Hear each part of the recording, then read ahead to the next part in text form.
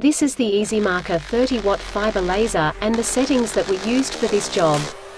It isn't the fastest way, but it does give an excellent result with a nice white finish.